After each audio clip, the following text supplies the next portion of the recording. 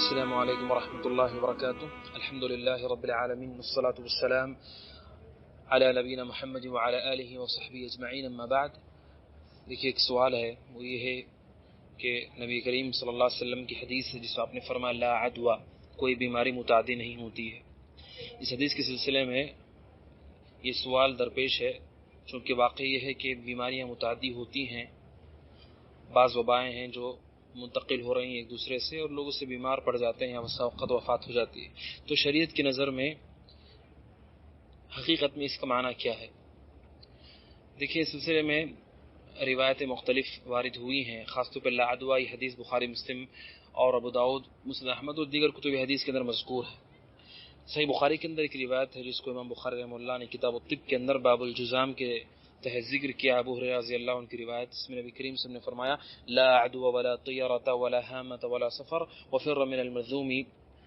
كما تفر من الاسد. آپ نے فرمایا لا عدوى، کوئی بیماری متعدی نہیں ہوتی ہے. اور پھر اسی حدیث کے آخر میں آپ نے فرمایا کہ شیر سے جس طرح انسان بھاگتا ہے ویسے مجذوم جسے جذام کی بیماری اس سے بھاگا جائے.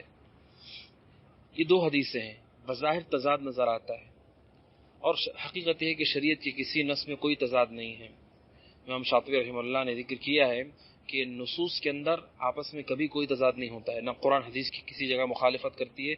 نہ حدیث قرآن کی کہیں مخالفت کرتی ہے جب دونوں کی دونوں محکم ہیں،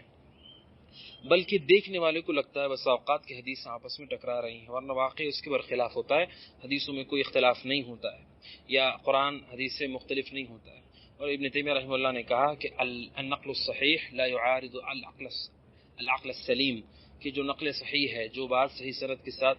حدیثوں میں ثابت ہے یا قرآن کی آیات میں وارد ہے، وہ صحیح اور سلیم عقل سے بھی موافق ہوتی ہے، اس کے مخالف کبھی نہیں ہوتی. تو بظاہر دیکھنے والے کو لگتا ہے کہ ایک طرف آپ نے کہا بیماری متعدی نہیں ہوتی ہے اور پھر اسی حدیث کے اندر جو میں نے حدیث بخاری کی ذکر کی کتاب الطب کی، اس میں آپ نے فرمایا کہ ایسے شخص جو جذام کی بیماری مبتلا اسے ایسی بھاگا جائے جس طرح سے انسان شیر سے بھاگ جاتا ہے. تو ان دو حدیثوں کے اندر جمع کی کیا شکل ہے؟ اس سلسلے میں اہل علم کے درمیان اختلاف ہے اور علماء نے اس سلسلے میں جمع کی مختلف شکلیں بیان کی ہیں، اور حافظ ابن حجر رحمہ اللہ نے فتح الباری کے اندر مختلف اقوال ذکر کیے ہیں جمع کرنے کے لیے علماء کے. بعض لوگوں نے منسوخ کا بھی ذکر کیا کہ ایک روایت اس میں ناسخ ہے ایک منسوخ ہے، جو کہ صحیح قول کے مطابق درست نہیں ہے. بعض علماء نے ترجیح کی ایک روایت کی دوسری روایت پہ مقدم کیا، اور بعض نے جمع کی شکل اختیار کی. اور صحیح یہی ہے کہ احادیث جب بظاہر طور پہ تب متضاد نظر آئیں تو ان میں افضل ترین شکل یہ ہے کہ احادیث کے درمیان جمع کرنا چاہیے. یہ سب سے پہلی شکل ہے. اگر جمع ممکن نہ ہو تو پھر ترجیح ہوتی ہے، اور ترجیح ممکن نہ ہو تب منسوخ یعنی ناسخ کا ذکر ہوتا ہے. تو یہی پہلی شکل ہے کہ حدیثوں کے اندر جمع کیا جائے. جمع کرنے کے سلسلے میں اہل علم کے درمیان اختلاف ہے، اہل علم کے درمیان اس مسئلے کے اندر اختلاف ہے. حافظ ابن حجر رحمہ اللہ نے نزہۃ النظر کے اندر بھی اس کو ذکر کیا ہے اور انہوں نے ترجیح پیش کی ہے. لیکن امام نووی رحمہ اللہ نے صحیح مسلم کے اندر جس ترجیح کو ذکر کیا اور کہا کہ جمہور اہل علم کا یہ موقف ہے اور یہی صحیح ہے کہ نبی کریم صلی اللہ علیہ وسلم نے جو کہا لا عدوى، کوئی بیماری متعدی نہیں ہوتی ہے، آپ کا مقصود یہ ہے کہ جیسا اہل جاہلیت سمجھتے تھے کہ بیماری خود بخود پھیل جاتی ہے، بیماری خود بخود پھیل جاتی ہے یعنی اللہ تبارک و تعالیٰ کے اذن اور اللہ کی مشیت کے بغیر خود بخود پھیل جاتی ہے، اس پر رد کیا گیا لا عدوى کہ حدیث کہہ رہی ہے کہ لا عدوى یعنی جس طرح اہل جاہلیت سمجھتے تھے بیماری ایک دوسرے کو خود بخود پھیل جاتی ہے، ایسا نہیں ہے. لا عدوى شریعت میں سے کوئی تصور نہیں ہے. اور اس حدیث کے آخر میں جو کہا گیا کہ مجذوم سے بھاگو، یعنی کہ بیماریاں پھیلتی ہیں اللہ کے اذن اور اجازت سے، لہٰذا ایسی بیماری جو منتقل ہونے والی ہے تو احتیاط کے طور پہ اسباب کو اختیار کرتے ہوئے ایسے شخص سے دور بھاگ جانا چاہیے. یہ ترجیح کی شکل، یہ جمع کی شکل جمہور اہل علم نے ذکر کی. امام نووی نے اس کو ذکر کیا صحیح مسلم میں اور کہا کہ یہ درست ہے، یہ ترجیح کو انہوں نے درست قرار دیا. تو اسی ترجیح کو بہت سارے اہل علم نے اختیار کیا ہے کہ یہاں پر اصل رد ہو رہا ہے لا عدوى کہہ کر کے مشرکین مکہ کے عقیدے پر، ورنہ حقیقت میں شریعت متعدد بیماریوں سے انکار نہیں کرتی، جبکہ یہ واقع چیزیں انسان مشاہدہ کر رہا ہے. اور خود حدیث میں آپ نے فرمایا کہ اس شخص جس کو جذام کی بیماری ہے اسے ایسے بھاگنا چاہیے جس طریقے سے آدمی شیر سے بھاگتا ہے. اور صحیح مسلم کے اندر حدیث ہے جس میں نبی کریم صلی اللہ علیہ وسلم نے اس شخص ایک شخص جو ثقیف قبیلے سے تعلق رکھتا تھا، اس کو جذام کی بیماری تھی، آپ نے اس کے سلسلے میں فرمایا ارجع فقد بایعنا، آپ نے اس کے ہاتھ پر ہاتھ رکھ کے بیعت نہیں کی، آپ نے کہا لوٹ جاؤ ہم نے تم سے بیعت کر لی ہے، یعنی آپ نے اس کے ہاتھ پر ہاتھ رکھ کر کے بیعت نہیں کی، بلکہ آپ نے اس کو لوٹنے کا حکم دیا، جبکہ اللہ کے نبی صلی اللہ علیہ وسلم سب سے بڑھ کر کے توکل کرنے والے ہیں اور آپ سے بڑھ کر کے کوئی متوکل نہیں ہے، آپ امام المتوکلین ہیں، اس کے باوجود آپ نے اسباب اختیار کیے۔ تو اس حدیث سے معلوم ہوتا ہے کہ بیماریاں پھیلتی ہیں اللہ کے اذن سے، لہٰذا آدمی کو احتیاط کرنا چاہیے اور اسباب کو اختیار کرنا چاہیے، یہ اللہ پہ بھروسے کے خلاف نہیں ہے، اس لیے کہ خود اللہ کے نبی صلی اللہ علیہ وسلم نے صحیح مسلم کی حدیث میں آپ نے حکم دیا لوٹ جانے کا، شخص سے کہا، آپ نے کہا ارجع فقد بایعناک، یہ صحیح مسلم کی حدیث ہے۔ اور بخاری کی مشہور حدیث ہے جسے حضرت عمر رضی اللہ عنہ کا معروف واقعہ ہے، جب وہ ملک شام جا رہے تھے اور پھر معلوم ہوا کہ وہاں پر طاعون کی بیماری پھیل گئی ہے اور صحابہ میں اختلاف ہو گیا کہ ایسے شہر میں داخل ہوں گے کہ نہیں ہوں گے، صحابہ کے درمیان اختلاف ہوا اور صحابہ کی رائے سامنے آئی، لیکن صحابی رسول عبید اللہ بن جراح رضی اللہ تعالیٰ عنہ نے نبی کریم صلی اللہ علیہ وسلم کی اس حدیث کو، مشہور حدیث کو بیان کیا جس میں آپ نے فرمایا اذا سمعتم به فلا تقدموا علیہ، کہ اگر کسی زمین کے بارے میں تم سنو کہ وہاں پر ایک بیماری ہے تو تم وہاں پر آگے نہ بڑھو، اور فرمایا کہ اگر کسی زمین میں تم ہو اور وہاں پر وہ بیماری آ گئی تم وہاں سے نہ نکلو۔ تو آپ نے خود حکم دیا کہ اس جگہ پر نہیں جانا چاہیے۔ یہ سب چیزیں دلالت کرتی ہیں جو جمہور اہل علم نے کہا کہ بیماریاں متعدی ہوتی ہیں لیکن اللہ کے اذن سے، اللہ کی اجازت سے، اللہ چاہے تب ہوتی ہے، اور آدمی کو احتیاط کرنا چاہیے، اپنے نفس کی حفاظت کرنی چاہیے۔ یہ اس حدیث کے جمع کرنے کی شکل کو جمہور اہل علم نے اختیار کیا ہے، اور نواب صدیق حسن خان قنوجی رحمہ اللہ نے بھی السراج الوہاج کے اندر صحیح مسلم کی شرح میں انہوں نے اسی موقف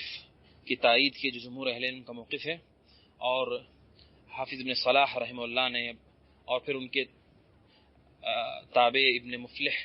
اور ابن رجب رحمہ اللہ، امام بہقی وغیرہ نے اسی ترجیح کو ذکر کیا ہے کہ لا عدوہ بیماری متعدی نہیں ہوتی، اس سے مراد جاہلیت کے عقیدے پر رد ہے۔ یہ کہنا مقصود نہیں کہ بیماریاں ایک دوسرے سے پھیلتی نہیں، بلکہ پھیلتی ہے لیکن اللہ کی اذن سے، اجازت سے، خود بخود نہیں، اس لیے کہ زمین پر کوئی بھی چیز اللہ کی اذن کے بغیر واقع نہیں ہو سکتی۔ اور اسی ترجیح کو عام طور پر سلف علماء نے اختیار کیا ہے دور حاضر کے شیخ البانی رحمہ اللہ، شیخ بن باز رحمہ اللہ، شیخ عثیمین رحمہ اللہ، شیخ صالح فوزان حفظہ اللہ، اور شیخ سلیمان رحیلی حفظہ اللہ، کئی اہل علم نے اسی کو اختیار کیا ہے۔ شیخ البانی رحمہ اللہ نے بھی اس کی تائید کی، اس قول کی تائید کی، اور انہوں نے کہا کہ یہی جمع کی شکل درست ہے جس سے دونوں حدیثوں کے اندر جمع ہو جاتی ہے، جس میں کہا گیا کہ بیماری متعدی نہیں ہوتی اور پھر کہا گیا کہ جذام کی بیماری جس سے اسے بھاگنا چاہیے۔ تو شیخ البانی رحمہ اللہ اس کو، اور احمد شاکر رحمہ اللہ نے بھی یہ اسی ترجیح کو اختیار کیا، اور حافظ حکمی رحمہ اللہ نے بھی۔ خلاصہ قول یہ ہے کہ لا عدوہ جو بیماری متعدی نہیں ہوتی، اس سے مراد جاہلیت کے عقیدے پر رد کرنا مقصود ہے، کہ لوگ جو سمجھ رہے تھے جاہلیت پہ بیماری خود بخود پھیل جاتی ہے، ایسا نہیں ہے، بلکہ اللہ کے اذن سے بیماری متعدی ہوتی ہے۔ دوسرا مسئلہ ہے وہ یہ ہے کہ کیا اسباب کا اختیار کرنا توکل کے خلاف ہے؟ اسباب اختیار کر توکل کے خلاف نہیں ہے، بلکہ یہی صحیح معنی ہے توکل کا، کہ اللہ پہ بھروسہ کیا جائے اور سارے اسباب جس کو اللہ نے رکھا ہے ان کو اختیار کیا جائے، جیسا کہ مشہور آپ نے کہا عقلھا و توکل، پہلے اونٹ کو باندھو پھر اللہ پہ بھروسہ کرو۔ اسی ضمن میں نبی کریم صلی اللہ علیہ وسلم نے اس کو واپس کر دیا، آپ نے اس کے ہاتھ پر بیعت نہیں کی، اور آپ نے کہا ہم نے زبانی طور پہ بیعت کر لی ہے، اور آپ نے حکم دیا اسی زمین جہاں پہ واقع ہو وہاں پہ داخل نہ ہو۔ یہ سارے اسباب کو اختیار کرنے والے دلائل ہیں، جس سے اشارہ ملتا ہے کہ اسباب اور احتیاط کو اختیار کیا جانا چاہیے، اور قرآن کہتا ہے کہ نفس کی حفاظت ہو، اور نفس کو وَلَا تُلْقُوا بِأَيْدِيكُمْ إِلَى التَّهْلُكَةِ، اپنے آپ کو ہلاکت میں نہ ڈالو۔ تو شریعت کی نظر میں ایسے اسباب جس سے متعدی بیماریوں سے بچنے کی صلاحیت کے لیے معاون ہونے والی چیزیں، ان کے اختیار کرنے میں کوئی حرج نہیں ہے۔ اور اسی ضمن میں اہل نے یہ بات بھی کہی کہ لوگوں کا تجمع جو کہ شرعاً جائز، اس میں کوئی حرج نہیں ہے، چاہے مباح چیزیں ہوں وہ بھی اگر روکی جاتی ہیں اسباب کے تحت تو کوئی حرج نہیں ہے، اور مستحب چیزیں روکی جاتی ہیں تب بھی کوئی حرج نہیں ہے، جیسا کہ جیسے مثال کے طور پر مصافحہ ہے۔ شیخ سلیمان رحیلی حفظہ اللہ نے کہا کہ اس وبا کی وجہ سے، جو متعدی بیماری کی وجہ سے اگر مصافحہ ترک کیا جاتا تو یہ بھی احسان میں سے ہے، یعنی یہ بھی اچھی چیزوں میں سے ہے کہ اگر اس وجہ سے مرض کے انتشار کی وجہ سے اگر مصافحہ روکا جاتا ہے تو مستحب چیز ہے، تب بھی احتیاطی طور پہ اس کو ترک کرنے میں کوئی حرج نہیں ہے۔ جہاں تک مسجد کے بند کیے جانے کی بات ہے، جیسا کہ بہت ساری جگہوں پر ایسا ہوا، تو اس میں بھی شرعی طور پر کوئی حرج نہیں ہے۔ نبی کریم صلی اللہ علیہ وسلم کے حکم سے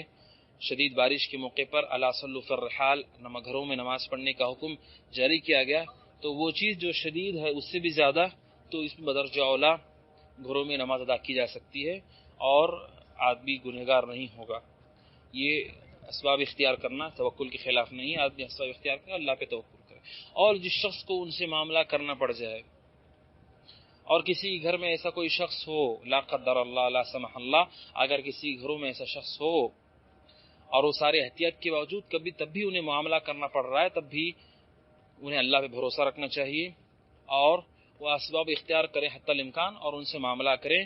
اور چونکہ ہمارا یہ عقیدہ ہے کہ خود بخود نہیں پھیلے، اللہ کی اذن سے پھیلتی ہے، لہٰذا ہم یہ عقیدہ رکھتے ہیں کہ اللہ تبارک و تعالیٰ چاہے گا تو ہمیں یہ بیماری نہیں لگے گی اور وہ تعامل کرے، جیسا کہ ڈاکٹر ہیں، طبیب ہیں جو ایسے لوگوں سے معاملہ کر رہے ہیں، یا دوسرے وہ لوگ جو ایسے یعنی اس بیماری کے شفا یابی کی مہم میں لگے ہوئے ہیں، ایسے افراد اللہ پر بھروسہ کریں۔ اور ہم سب کو چاہیے کہ ہم اللہ پر بھروسہ رکھیں۔ اللہ تبارک و تعالیٰ وباؤں کے ذریعے سے اہل ایمان کی آزمائش کرتا ہے، ان کا امتحان لیتا ہے۔ اسی لیے عائشہ صدیقہ رضی اللہ عنہ نے کہا کہ طاعون کی بیماری جو کہ وبا پھیل جاتی ہے، آپ نے اس سے فرمایا کہ یہ مومنوں کے لیے رحمت ہوتی ہے، اسی وجہ طاعون میں بہت سارے بڑے بڑے صحابہ کا انتقال ہوا ہے۔ تو یہ اللہ تبارک و تعالیٰ کی طرف سے آزمائش ہے، اور مومن ہے تو اس کے لیے امتحان ہے، گناہوں کے کفارے کا ذریعہ بھی بنے گا صبر اور احتساب کے ذریعے سے۔ اور جو حدیث میں نبی کریم صلی اللہ علیہ وسلم نے فرمایا کہ کسی زمین کے بارے میں سنو تو وہاں پہ نہ داخل ہو، یہ اہل علم نے کہا کہ یہ جو حکم ہے یہ معقولۃ المعنی ہے، یعنی کسی مخصوص علت کی وجہ سے حکم دیا گیا ہے۔ وہ علت یہ ہے کہ ایک دوسرے کو مرض منتشر نہ ہو، اس لیے کہ اگر تعبدی اس کو کہا جائے کہ یہ صرف اس وجہ سے ہے، یہ عبادت کے بشکل ہے، تو پھر وہ شخص جو ایسی زمین پر ہے جہاں پہ واقع ہو گیا اور وہ صحیح سالم ہے اور وہ لوٹ کر کے صحیح لوگوں میں آنا چاہتا ہے، اگر تعبدی کہا جائے تو پھر اسے وہیں رکنے کے لیے کہا جائے گا۔ اور اگر آپ کہیں کہ معقولۃ المعنی ہے جیسا کہ اہل علم نے کہا، تو پھر اگر اس شخص کو وہاں سے لایا جاتا ہے اور وہ صحیح ہے، صحت مند ہے ساری تفتیش کے ساتھ، تو پھر اس میں کوئی حرج نہیں ہے، شرعی طور پر اس میں کوئی حرج نہیں، اس لیے کہ یہ جو حکم ہے یہ معقولۃ المعنی ہے، یہ مخصوص سبب کے تحت یہ نبی کریم صلی اللہ علیہ وسلم کی طرف سے یہ حکم دیا گیا ہے، تو اس میں کوئی حرج نہیں ہے۔ اہل علم کے جو فتاوے ہیں انہوں نے شریعت کے نصوص کے سامنے رکھتے ہوئے یعنی اصول و ضوابط مستنبط کیے ہیں، جس میں شریعت نے ضرر کو زائل کرنے کا حکم دیا ہے، جس حدیث میں کہا لا ضرر ولا ضرار، اور وہ حدیث اور قرآن کی بات لا تلقوا بأيديكم إلى التهلكة ولا تقتلوا أنفسكم۔ اس طریقے کے جو نصوص ہیں ان سے جو قاعدہ مستنبط اہل علم نے کہا ہے کہ الضرر یزال، کہ ضرر جو ہے اس کو زائل کیا جائے گا، اور قاعدہ یہ مستنبط ہوا ہے کہ جس قدر ہو سکے اس کا ضرر کو زائل کیا جائے گا۔ اس کے تحت اہل علم نے مختلف قسم کے فتاوے دیے ہیں جو کہ حالات کے پیش نظر ہیں اور وہ اسباب کی اختیار کرنے میں داخل ہیں اور وہ توکل کے خلاف نہیں ہیں۔ اور جو دو حدیثیں ہیں لا عدوہ، بیماری متعدی نہیں ہوتی ہے، اور آپ نے حکم دیا کہ اس سے بھاگا جسام کی بیماری، اس سے اہل علم کی دوسری بھی ترجیحات ہیں جو انہوں نے ذکر کی ہیں، لیکن میں نے جمہور اہل علم کی ترجیح کو ذکر کیا ہے، جس کو یعنی علماء کی بڑی تعداد نے انتخاب کیا ہے، اور مملکہ کے اہل علم نے، ہندوستان کے بھی علماء میں سے نواب صدیق حسن خان قنوجی رحمہ اللہ وغیرہ نے اس کو اختیار کیا ہے، میں نے اس آپ کے سامنے ذکر کیا ہے۔ اور اس میں جو ہے دو حدیثوں کے درمیان جمع آسان ہو جاتی ہے کہ، اور اسی وجہ سے امام طیبی رحمہ اللہ نے ایک بہت بہترین اصول ذکر کیا ہے مشکات کی شرح کے اندر، کہ جب شریعت کسی چیز کو کہتی ہے کہ ایسا نہیں ہے اور خود شریعت اس کو ثابت کرے، تو جب نہیں ہے کہتی اس کا مقصود سامنے والے جو سمجھ رہے ہیں وہ اس عقیدے پر رد کرنا مقصود ہوتا ہے۔ امام طیبی کا ایک بہت بہترین اصول ہے، جسے شیخ مشہور حسن نے کہا کہ بہت بہترین ضابطہ ہے کہ جب شریعت کے لا عدوہ، بیماری نہیں پھیلتی ہے خود بخود، اور پھر شریعت کہتی ہے ایسے لوگوں سے جن نظام کی بیماریوں سے دور جانا چاہیے، مقصد جب لا عدوہ کہہ رہی ہے تو مقصد سامنے والے کے عقیدے پر رد کرنا ہے، تو اس اصول کے ذریعے سے دونوں میں جمع ممکن ہوتی ہے۔ واللہ اعلم۔ السلام علیکم ورحمۃ اللہ وبرکاتہ۔